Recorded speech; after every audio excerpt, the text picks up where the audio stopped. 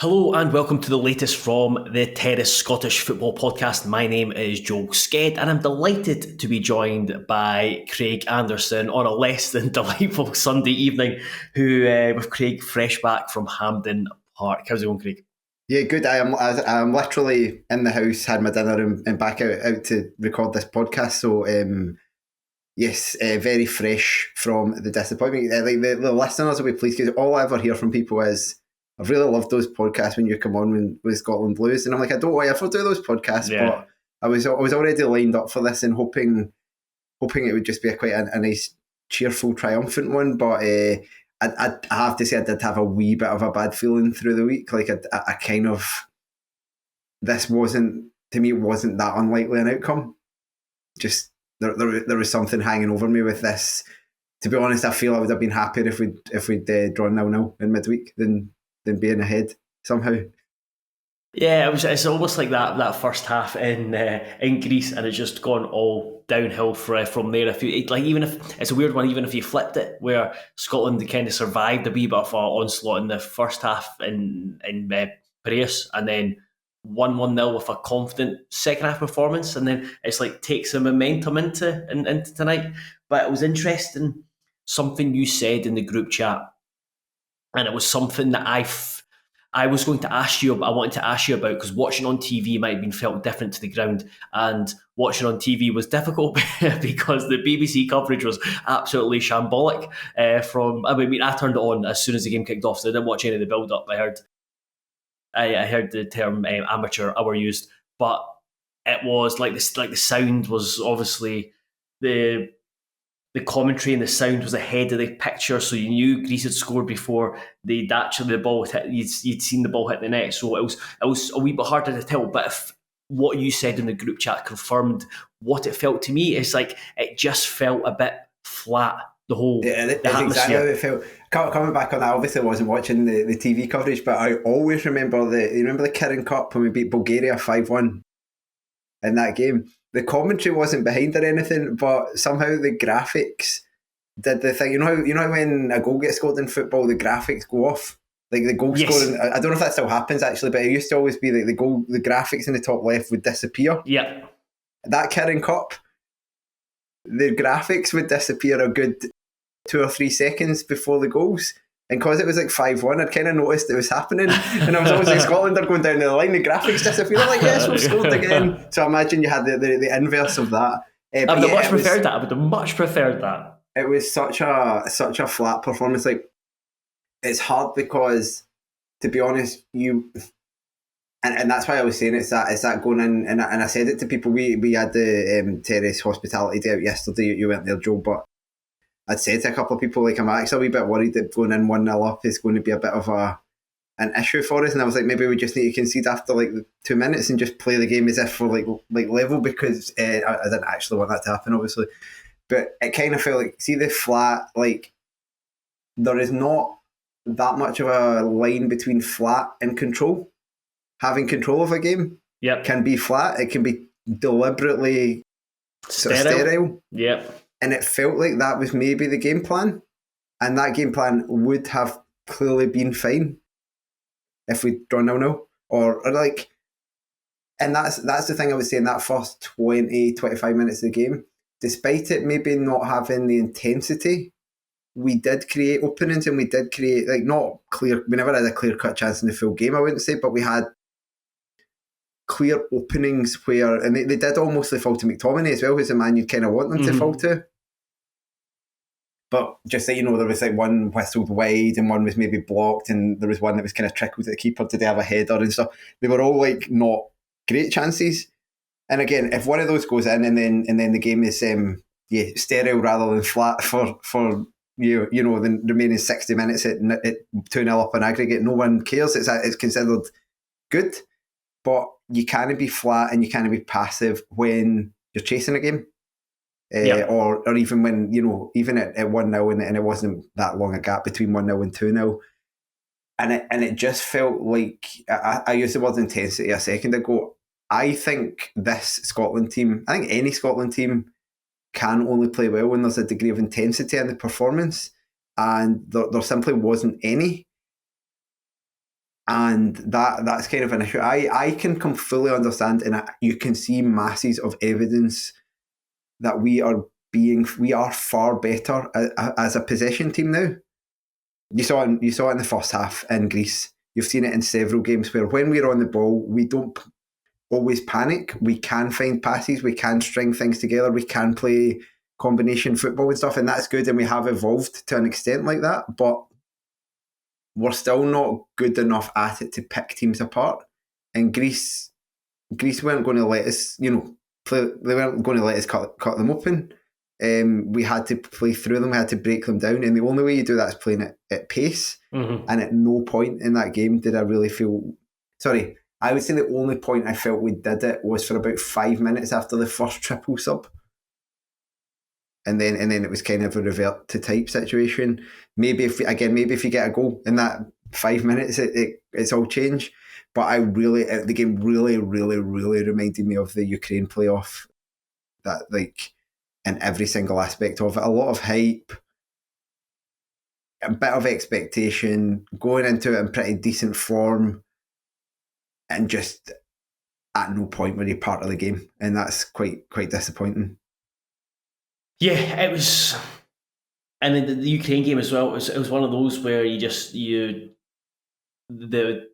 opposition at times looked, especially Greece. They found as soon as they got a third goal, they're just like their confidence just oozed through them, and they just looked a level above. But the thing that stood out from what you just said was intensity. I do think that is a key part of the Scotland national team. That's the key part of the identity, or should be the identity, that we play with a speed, an aggression in and out of possession. And like you said, that wasn't there today. And when that is missing, especially out of possession, then teams with the verve and the creative players that Greece have just made all just much easier for them.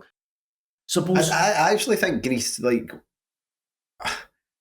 they were clearly better than us across the two games, like, but I don't think that they necessarily are loads better than us. I felt the first leg we held on a bit, but in the first leg they did not create a single chance as good as the three that they scored from tonight. Mm-hmm. And actually, I'm not sure Craig Gordon made a single save tonight, and that's not a criticism of Craig Gordon, because I don't think he should have got any of the goals, but it was efficient from them, rather than, it wasn't like they were battering us. It was like scored the early goal, or the early goal, managed to get the second, played some nice stuff, could have had other goals, definitely. Yeah. They had openings, but they got the third goal, which was a gift, and then they just sat back and said, right, play through us, and we simply could not. Going back to the start, before the start, and the team was announced, and there was just one change from the game on Thursday, with Lewis Ferguson dropping to the bench and Ryan Christie coming in, and Christie played wide in a role where, having read Steve Clarke's comments, I understand what Steve Clarke said, because Ryan Christie is someone who I look at and think, before he's moved to before his position move at Bournemouth, where he is playing as a number 8, or someone maybe a wee bit deeper, he was someone I would kind of see as like a wide attacker who would cut in. So like it's playing him out wide is not anything like that's foreign to him. And I actually thought he started just the initial kind of 5-10 minutes. I was like, oh, he's going to provide us with a lot of energy. Then he just just went downhill and never recovered. But did you see sense in that change? Essentially, were you happy with the starting 11? I expected that starting 11. I thought Ferguson was the poorest of the midfielders on Thursday night. I thought he still was fine. He was good in the first half. They were all good in the first half. But I thought in the second half he was really rash in the way he was chasing the ball. I thought he was constantly like committing himself, and I thought he gave it away a lot. So I was not that surprised to see him. It's not as neither of the legs would it be the team that I would have picked, but when you get the result that you do on Thursday with that team, and it was a game where you're like, every single player played their part, I would have been equally happy to see the same team and have Christie on the bench, and I think Christie is a really good like fifth midfielder. I feel like he's a really good option, but I actually do understand that I don't think he offers anything like the same control in the midfield that and again we've got this sliding thing between control and sterility and passiveness and all the rest that McLean does and has offered. That was as poor as Kenny McLean's played in a long time. I thought tonight he was far from the only one, but I kind of always expected him to play. So it was a matter of would we drop Ferguson again or would Christie just stay on the bench? You saw it's stepping away from the midfield situation. We'll stick on the midfield because maybe you'll mention the rest of the team. You saw that it didn't work, and you did see, I think, when Ferguson came back on the park, he did add something briefly. I mean, nearly got sent off, but he added that aggression. He added a bit of drive with the ball. The issue, I was talking about this on the way back, the issue is, I think if you look at every one of our every one of I'm talking about those five guys basically, because and you can add Doak into the equation as well, I suppose. Every single one of our kind of midfield / attacking players, apart from Billy Gilmore, wants to play higher up the park. We don't have another guy who wants to play deep apart from Kenny McLean. That was Callum McGregor before that could play that, and obviously he's not there now. And that's been part of why the midfield is taking the shape it has, because Clark wants to have two people who will hold their position, be the deep ones, and it lets McTominay, it lets McGinn, it lets Christie, it lets Ferguson, whoever else, play higher up the park. And that has worked. I think the Nations League campaign was broadly good. I thought, aside, to be honest, from the and other people say the first half, but the second half of the Poland game at home, even though we scored a couple of goals in that, I thought we were pretty poor in that. We actually did well in all the games, and I thought we did well in the Greece game, so it felt like we were getting something back, but I think it was just very quickly exposed as maybe being very much a knife edge situation, and we came down well on the wrong side of the knife in tonight's one. I think what tonight showed was with this formation was the kind of the midfield partner to Billy Gilmore. Kenny McLean is someone I would describe as serviceable, but I think he's starting to be getting on the wrong side of serviceable. Yep. Ryan Christie, I suppose, wouldn't be. I don't watch the English Premier League, so I don't know what he's like for Bournemouth and like just how he plays for Bournemouth. But maybe he can slot in beside Gilmore, and the two of them can play off each other. But yeah, that's definitely that balance factor in the 4-2-3-1, and also, but the biggest issue is if Ben Doak's not there, there's no wide man, and your other guys who you could have thought they're two MLS players, but they're two guys who can play in those positions, and Morgan and Gold were both missing too. They were both injured too. Yeah. So you literally have nothing, which is why we saw Kieran Tierney playing left wing in both games to zero impact at all. I think that's one I think we can properly consign to the history books, that Robertson and Tierney can't play in the same 11 when one of them's a left back and one of them's a left winger. That's just that's not going to do. But you saw with going back to that midfield and moving on to the goals, you saw the first goal in particular a potential issue there where you have Greece getting down the right hand side, cutting it back, and I'm going to butcher his name, Constantelius, just walking onto it in the middle of the box. People might look at Grant Hanley watching it back. I think Grant Hanley's in the right position. He moves to block off the cross low into the 6-yard box, which any centre back is going to do, rather than look over his shoulder and step out to Constantelius, because he really should be getting picked up by a midfielder. Yeah, I thought that I saw it back briefly on the replay at halftime on the TV in the concourse, but I've obviously not seen anything back in terms of highlights. This is from live. It felt to me that given the guy that scores, it has to be a midfielder's pickup. I can't remember who gives the ball away, but then McLean tries to win it back, which is what I talked about with Ferguson doing too much the other night. McLean tries to nip in to win it back, and the boy takes it away from him, and then McLean is quite slow to react in getting back. Now, I don't know if it's his guy, because again, he has pushed up to try and win the ball, but nobody really went. And you can see that because there's actually another guy I think lined up on the edge of the penalty area, like also not really that well picked up. It's one of the challenges, and this is not I don't say this is to blame Billy Gilmour, because I think he's a brilliant player who should be in your team all the time, and we'll maybe get on to personally have no idea why you would take him off.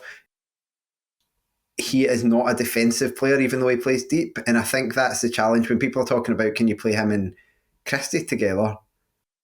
They may both play deep for their clubs, but neither of them are defensive players. Now, I don't think even Kenny McLean's really a defensive player. Nah. But he's got that's kind of touches on that point. We need 5 years ago Ryan Jack, like at the very least. That's the low end of what you need as a centre mid. But we need someone who will take on a bit more defensive responsibility, and that player's not there. I've been racking my brains for a while. I do not think that player currently exists as an active Scottish professional footballer that is of any even close to this level. So that's one of your challenges you have, but you see it clearly in that goal.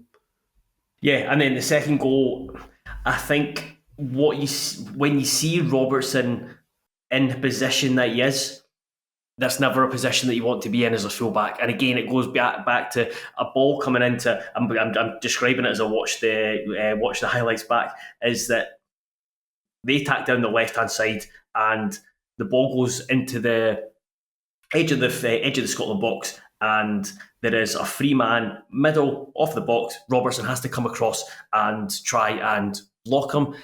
People will look, it's like, what's Robertson doing? But he's recognised where the danger is, and he's had to move in, because otherwise that Greek player is getting a free shot at goal. Yeah, and it felt like we were getting pulled about a wee bit in general, and that is, I think you're one man short in your defence. Like, people talking about the back three and wanting to consign the back three. The back three existed for a reason, which is you had one extra defender on the park who gave you a bit of cover. I'm not saying that we should go back to it by any means, but I think it did work. It did work for a very long time, and it's very much like this system tonight. It really worked until it really, really didn't. Yeah, I mean, but you look at it and think tonight might have been the night. It's easy to say with hindsight, but you've got a 1-0 lead. Play. I know fans were like, you want Scotland to be more proactive, but without Ben Doak and going back to the winger issue, it's like maybe you do just go back and have your wing backs. Okay, they're not. Robertson, as we mentioned on Thursday's podcast, is kind of over is past the apex or past the summit of the hill, and then Ralston on the other side. But it does. He's on the summit of a far smaller hill. Yeah, I mean, Ralston is I think over that small hobbit, but that at least solves the width issue, and again allows you to have a bit more going back to that control in the middle of the park, whether it's control defensively or control with the ball. Yeah, absolutely, and that was. I thought we would go to the back three as soon as Stoke was injured, to be honest. I thought we would go to the back three for both games. I thought it was fine to stick with what we did, and so I'm not critical necessarily of not going to the back three, because I know folk would have been, if we had lost with the back three, it would have been probably a far worse uproar for some reason than Lynn losing this way, even though... Because it would have been seen as negative. Yeah. To me, the back three is more positive than what we play, because your centre halves, and you've got two good ones, and be it Suter on the right and either Tierney, McKenna, whoever it would have been on the left, who are actually quite good with the ball and would progress. you got no progression from the centre halves in a back four, so you're actually one less progressing player. But I can understand why people think it, because you've essentially got an extra defender on the park, and it's not well suited to Tony Ralston either. Like, he's a much better right back in a back four. He was, as you would expect, he was found out. I don't think he played badly in this game, but he was limited. He is limited, and that was exposed quite badly. I felt tonight's game more than it had been for a while, because Greece didn't really target him the other night. Tsimikas didn't really get on against him, and they dropped him quite rightly. I think Tsimikas is absolutely rubbish. I've said this several times, and like when he was getting his game for Liverpool, sporadically ahead of Robertson, regardless of where Robertson sits, Tsimikas is worse. They dropped him tonight, and that made a difference down that side, that they actually got at Ralston. But clearly Ralston's going to be playing right back. Like there is, it's not that there is some other option that's been overlooked. You've got, like, you could say Max Johnston might well be just as good at the moment, but it's not like something's been overlooked. So I didn't mind that particular selection, and maybe you could have gone with the 5, but that to me is very hindsight driven. Yep. Like, I didn't really have an issue. I don't think most people had an issue with how we set up. Yes, people didn't want certain players to play, but they were. You can talk about McLean being pretty poor in this game. I would say he was in the top 3-4 players in the Nations League campaign itself. He was really, really good in those games. So it's like there's always that stick or twist with the squad. Where it came, if we've moved on to talking about defence, like, it was very, very odd to me that Grant Hanley was still starting in midweek. Like, Scott McKenna, I don't think Scott McKenna is brilliant by any means, but Scott McKenna's playing every week in La Liga. And Grant Hanley he couldn't get a game for Norwich. And there was a bit of chat that actually some of that was that he was quite well paid and they just wanted to move him on, and so they were just trying to, he may have played a little bit more football had he been a 19-year-old coming up rather than a guy that they just wanted to get shot off, which is fine. But he then went on to Birmingham, which seemed like a decent move, because I thought, you finally get a bit of football, when he's played like equally little. And while I think I kind of felt like you got away with it in this Nations League campaign, because at that point I think McKenna was actually maybe only available for a couple of those games. So you were kind of saying, and Henry was injured as well, so you actually had very little other option. You are basically another full 6 months further on. Scott McKenna's still playing regularly in La Liga. Surely he is more than capable. He's played alongside Suter in a back four before to pretty decent success for Scotland. He should have been playing. I kind of got it tonight. He is the organiser, Hanley, and he has the leadership qualities in a back four that maybe are necessary, and it worked pretty well. I thought he was really good, aside from his blunder and nearly giving away a penalty on Thursday. But at the very least, at half-time, as happened, I thought, tactically against Croatia at Hampden, but apparently Hanley did have an injury.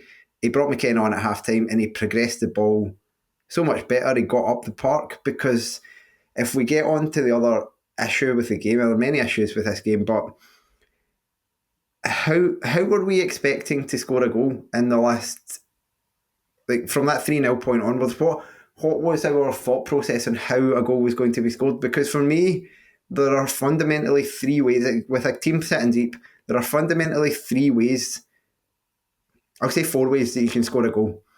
Way number 1 is get your defenders to hoof it long to strikers, win headers round about the area, and hope that the knockdown falls and something happens. We didn't hit a single, as far as I can remember, long ball to Hurst or Conway, really, when they were on the park. That was clearly a tactic. We didn't want to play. We wanted to pass around. We wanted to draw Greece out. That was how we originally set out. But the game changed. We had to try and do something different. So we didn't do that. Now, that's not a problem. You don't have to be going long, and maybe we think we don't have the players, we can't compete. Mavropanos is their centre half. He might be shit, but he's good in there. He's very, very physically strong. So what other ways do you have? You can try and but I think this is the one we tried to do, but to limited success because we didn't have any wide players. You can funnel it wide and sling crosses in the box. Well, we kept funneling it wide to Kieran Tierney, who was entirely unwilling to take his man on for whatever reason. He looked absolutely finished. He wouldn't cross the ball. His long throws were good. But so it was coming back, right? So that avenue wasn't there because we didn't have the wingers. So you need to have either a centre half who's willing to bring the ball out from defence. Suter can do that, but didn't do a lot of it. And I think he's maybe just a wee bit aware of his limitations at this level. That's fine.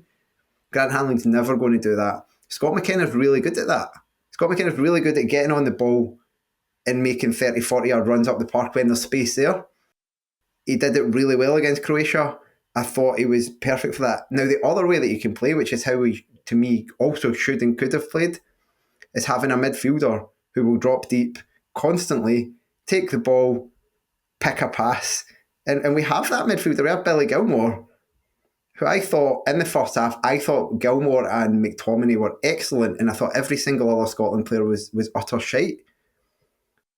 And he takes Gilmore off as one of his subs. It just did not make any sense to me at all. Because you're losing that guy who, regardless of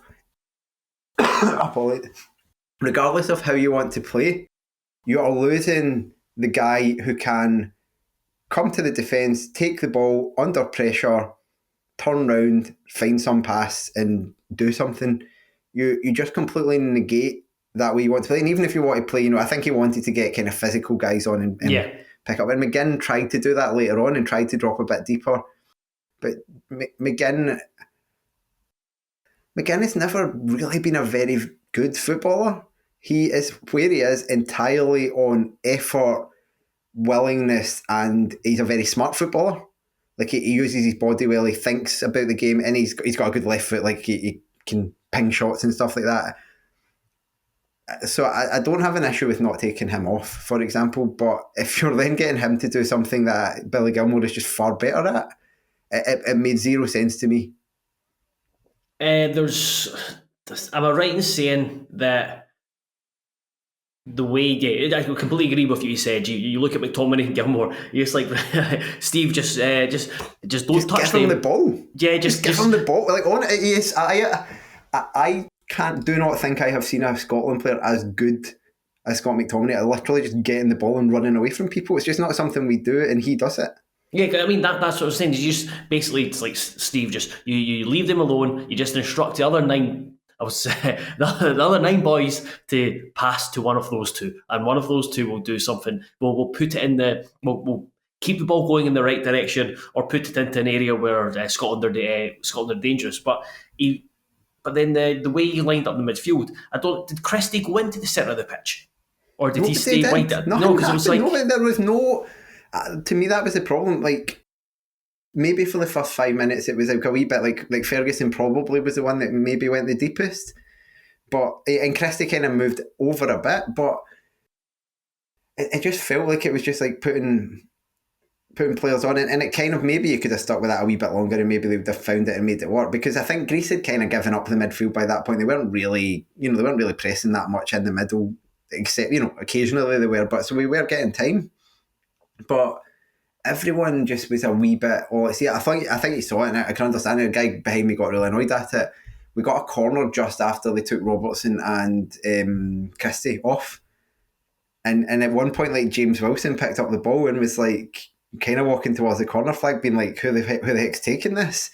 And obviously, I get it. Like the two guys who are the first two takers of corners, along with maybe McTominay, just went off, and McGinn ended up coming over and taking it, but it just felt like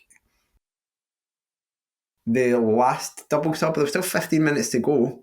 Like if you score, you're still well in that game. The last double sub when Conway and Wilson came on just felt like we'd just given up the ghost. It was just chucking two guys on for the sake of it.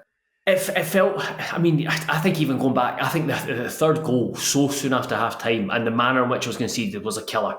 I think that both in terms of came from the television, the atmosphere, and then also the mindset of the players. So they weren't playing well up until that point, and then that kind of just killed it. And there was a moment. Don't think it was too long after, and you go back to how Scotland wanted to play. There was a lot of playing at the back, and you mentioned Grant Hanley not being overly confident with the ball. You've also got a goalkeeper who's not very good with the ball at his feet. So then you've got a couple of sticky issues there.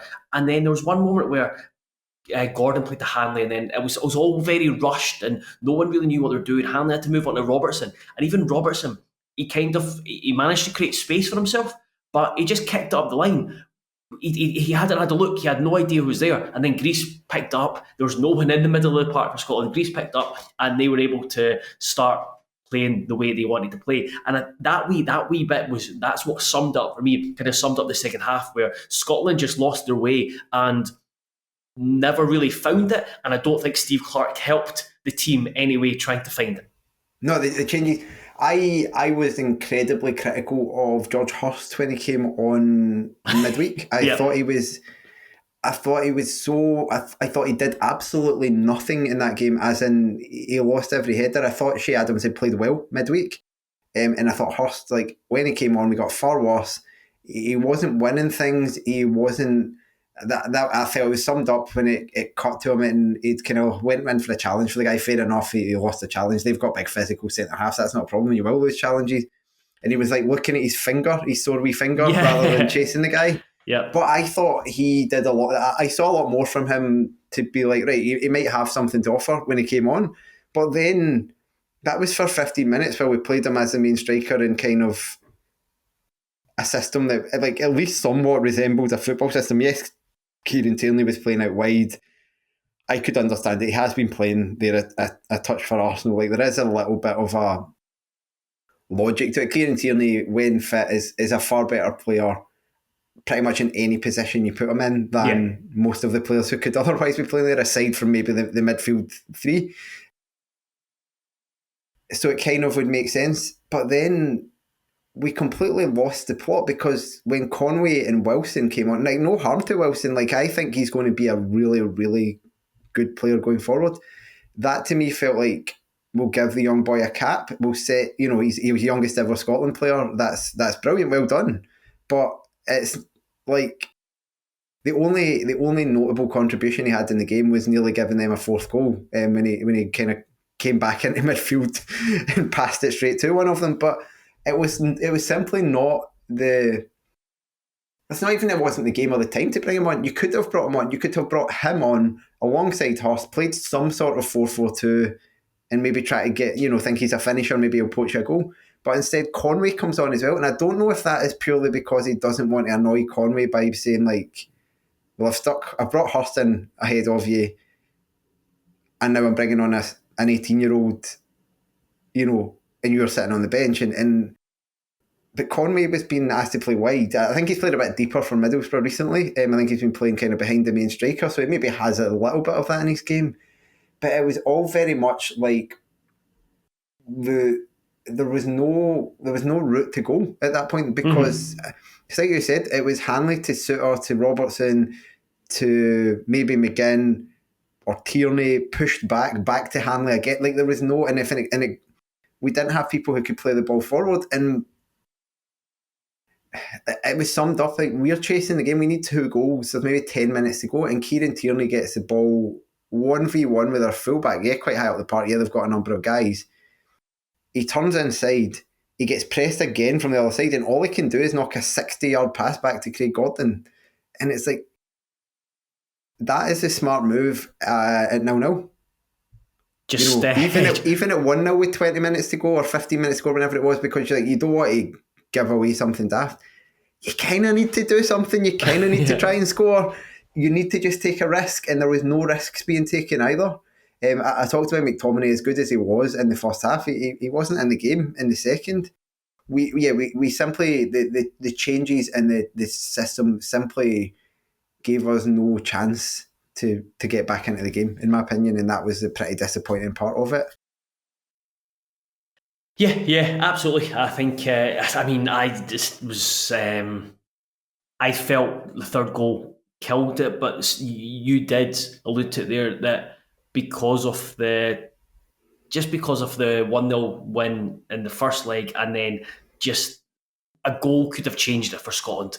And it would have. You've seen teams before, especially if Hampden gets up for it, that Greece would have been rocked, and there would have been what would have followed was we could have scored. I think we had a header from a corner in like the 90th minute. yeah. See if that goes in, you've got 4 minutes and any sort of nonsense can happen. All you need to do is keep pushing at it, and it kind of felt a wee bit resigned. Because that's what if I go, no matter when a goal went in, Greece would have just ended up sitting on the box, panicking and thinking, how the hell are we in this situation? And then they start making daft decisions. That's just the way the momentum in games it swings, and that's what happens. But yeah, it was a disaster of a second half, both in terms of tactically, in terms of just general play, and how it progressed. I think that's the first time I've seen that from Clark, where he genuinely, he felt like he had no. I don't know if he had no clue how to change the game, or he just was entirely unable to. I think even in the other, you can look through the absolute the worst results of his reign. You're looking at the Ukraine playoff probably being the first. The first Euros, I don't think there was an absolute nadir moment. We were just kind of we should have probably beat the Czechs. They were the ones we could have beat. We were just completely outclassed by Croatia. That Ukraine playoff is the first stinker. We followed it up a couple of weeks later with the Ireland one. I think the Ireland one doesn't happen if the Ukraine one doesn't. And I actually think it was like a shambles, but it was kind of a standard Scottish shambles where you're just chasing a game and end up falling apart. And then you probably fast forward from that point onwards. The next one is not until the Germany game. That's the next bad one. But you're they are just a lot better than us. Mm-hmm. We got a man sent off. It's just complete, panic stations. And that was the last one. That's the three big ones before tonight. And all of those, I felt there were mitigating circumstances, or there were things that we did where you're the Ukraine game, we did get back into it, and then, okay, we didn't throw the kitchen sink in the way I would have hoped, and we can see the goal right at the end, we were really, really poor. But we were running on fumes at that point, just with the seasons the players had, and there was a lot of emotion on their side, and you could kind of, I don't know, I felt that was excusable, even though I was really pissed off with it. I just found this one so inexcusable. There was just no... You can get beat. You can be losing 3-0. I was annoyed that we were 3-0 down, but I felt there was just so little. I don't mean there wasn't an attempt to win the game. That sounds worse than it is. But we didn't go there. We didn't ever look like doing anything. And I don't think that was down to Greece, other than them just putting 10 men behind the ball and saying come and do something, which we couldn't. And we knew they were dangerous on the break, and it felt like maybe we were still a bit too worried about that. I guess we didn't talk about, the only thing we didn't talk about was Shea Adams in a bit more depth. Yes, he was on my notes. I thought there was a really good moment earlier in the first half where we got it down. He spun a couple of men, he kept possession, but then in general he gave up possession too easily. And there was a moment where I kind of just thought to myself, you don't want to be on that pitch. I think Shea Adams' 45 minutes against Germany and Munich is perhaps the worst centre-forward performance I've ever seen in my life. I thought he got subbed at half-time for Grant Hanley, I think, which maybe says, okay, we'd had a centre-half sent off and stuff, but I do think there is we had that debate heading into the Euros about Adams and Dykes, which were the two options we had at the time, and when to use them both. I think there are many uses for Shea Adams as a player. I think he is really good, actually, as a quite isolated striker. We saw that the other night, where he's literally battling 50 yards from everyone else, and just kind of trying to bring everyone back into the game. And I thought he does that when he kind of closes up towards the midfield, the ball comes into him, and I think he's quite a good foil in that respect. See, when you are playing build-up near him, he does nothing. He does not contribute to build-up at all. In that kind of, when you're a wee bit higher up the park and you're trying to get your striker to get involved in the game, he does not involve himself one bit. And that's fine, because I think, it's acceptable for a player, but it's because he's then a poacher. I don't think he's a very good finisher, but I think he actually is the type of striker he can be. You see his goal scoring record at club level. He's a pretty decent poacher. He does score goals. He scored 8 goals, I think, in Serie A this season. He has many things, but a bad player I do not think he is. And I don't think he's not trying either. I think he does put a shift in, but it's just a really ineffective shift. Mm-hmm. But so I think a game like the away game in Greece, the away games against teams who are just about as good as you, Shea Adams is really good. I think home games against bad teams, he's quite good. He'll probably score goals in those games. We don't get so many of them anymore with the way that the system is. But games like tonight where you are at home kind of just the favourites, it to me just doesn't do enough in the game. And that's the game where you want a Dykes type. Maybe Hurst is now the kind of the superior, the upgrade on Dykes, the Waitrose level Lyndon Dykes. We'll wait and see on that. But that was a change I felt because I came at half time for that reason. I just don't think Adams affects those games very well, and he's not a guy that will get himself a goal out of nothing. So you're kind of getting the worst of all worlds when you play him in these games. It's one of these situations where people can quite rightly be critical of the manager in terms of, like, I don't think we've always got the best out of things, but you do break down what we have as a squad, and it's like a really old goalkeeper. No harm to him, he was fine in these games. He's not really let us down again. You have... He probably actually serviceable enough international centre-half, but he's choosing not to pick one of them. Fuck all at right back at the moment. A really good left back who, despite what we've said about Robertson, he's clearly still a good player. Yes. Like, he's still a very much, and I don't think he was particular. But that boy, I mean, talking the boy Carestis or whatever his name is, the 17-year-old for them, brilliant, what a player. And he did have Robertson's number. I think Robertson struggles a wee bit with technical players sometimes, and you saw that. But Robertson's still very good.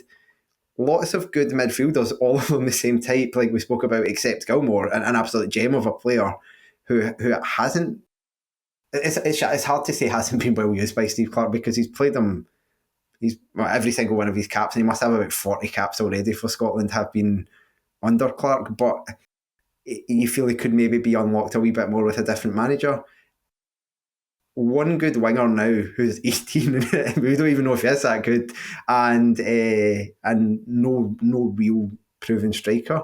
So there are lots of, like, it's like half a squad, and he's managed to meld them together into a serviceable system. Now, that isn't by far not just something limited to Scotland, and I've never bought that he's like a magician and he's weaved like something that no other manager could do.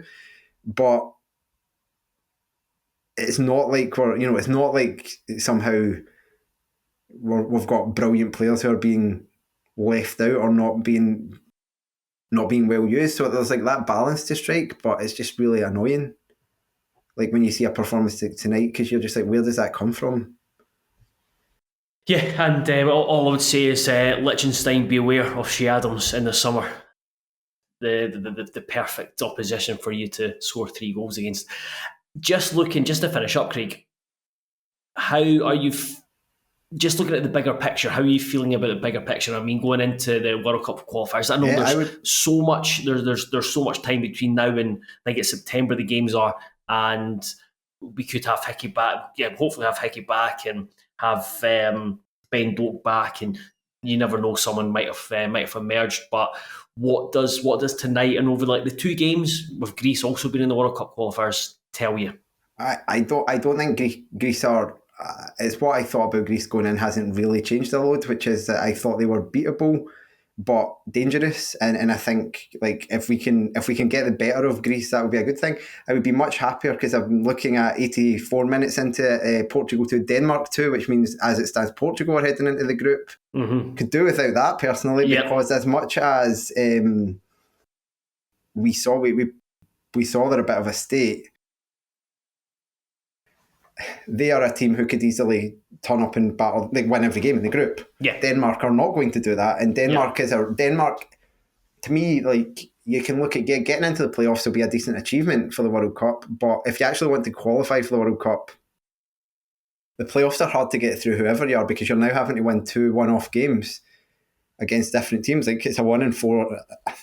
To oversimplify it, a 1 in 4 chance. It's clearly not a 1 in 4 chance, because the better you are, the more likely you are to win the games. But you know what I mean? It's not like a standard two-legged situation. And Denmark being in the group is, to me, our route to potentially being able to win a group. I think we could. I'm not saying we would be favourites to win a group. We clearly wouldn't. But we could win a group involving Denmark, Belarus, and Greece. I don't think that's beyond our capabilities. We've seen that we can win away to Greece. We've just done it. I think Denmark, as much as that's weird to say because it looks like they're about to do Portugal in, are a mix. Like Kasper Schmeichel still starts for them. I don't think, talking about us having an aging goalkeeper, so big picture, I don't actually think this impacts too much on how I feel about the big picture, because you can chuck in these performances and bounce back. It's another 6 months until any competitive games again. The issues I have on the big picture in terms of because I was trying to work out in my head tonight, I'm like, clearly I would rather beat Greece in the qualifiers than World Cup than win this two-legged tie. Obviously, you'd really like to do both. The downside of going back into League B is like twofold. First of all, you're not getting to play these big teams. We got very, very close to actually being in the top 2 in that group, and actually, we were literally Portugal not conceding that goal away from doing it, from getting through, and being kind of amongst the elite. You're playing against the teams that ultimately, if we want to qualify for the Euros and actually get through, we need to be mixing it with. You go into League B, plus being in League A for the Euros qualifying campaign, you're pretty much guaranteed a playoff, like from the get-go, the way that works, because it's done on Nations League rankings. Being in League B, we'll probably get one as long as we don't do terribly, but it's no longer guaranteed. You being in League A would have got you a definite top 2 seeding for Euros qualifying. We'll now have to probably win or finish in the top 2 of the Nations League group maybe to do that.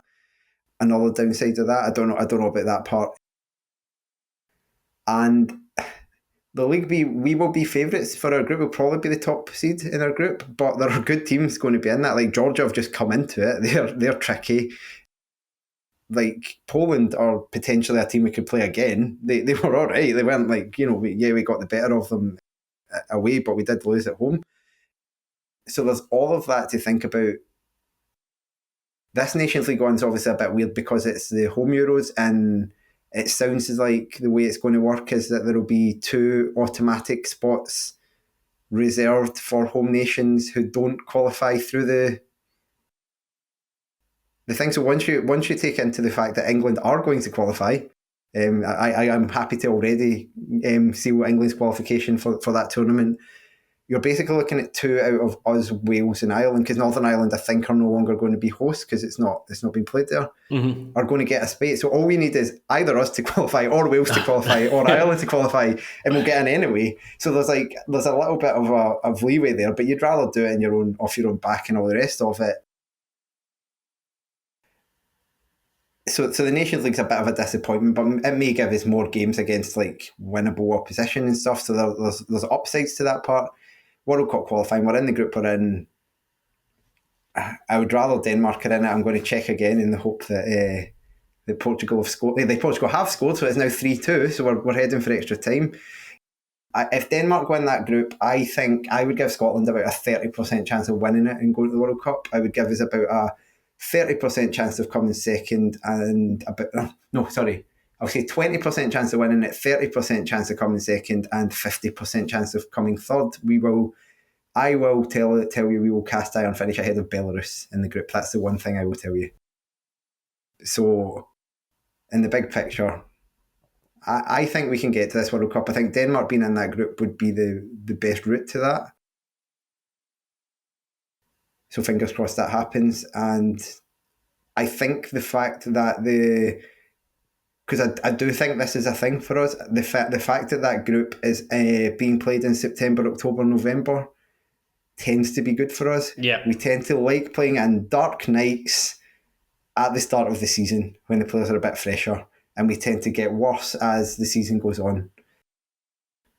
So if Dynamo Minsk are any barometer of Belarus, then Belarus are going to be absolute humpty. But at the same time, Belarus, they'll beat someone. They'll beat someone in the group. I'm just hoping it's not us. but there'll be people in Belarus thinking if Hearts are the barometer of Scotland, then Scotland are there for the taking. So yeah, it works. It works both ways. Craig, thank you very much for going through tonight's match, as enjoyable as it was. We will be back, or the Terrace will be back this week. I think this might be the Monday podcast. I'll be back on Thursday. I believe Craig Telfer will be joined by another superstar from the SPFL lower leagues. And then if you get across to Patreon.com, I believe Craig Fowler is going to be joined by an array of guests as they look back at Ken McLean's 50 caps in depth. So be sure to subscribe for that. But yes, we will leave it there. Thank you very much, everyone, for listening. Yes. Thank you very much. Sorry, Craig? No, I just said thank fuck. I realise the podcast is only long because I have been ranting in circles for 45 minutes, but I'll be glad to go and sit down. Yes, yeah, I've given you that space to do so. Now you can go and sit and just think about the game rather than just speaking about it. think about Kilmarnock's upcoming relegation battle now from one thing to another. So we'll wait and see. Oh yes, the league's back. Let's look forward to that. Anyway, goodbye. All right, cheerio.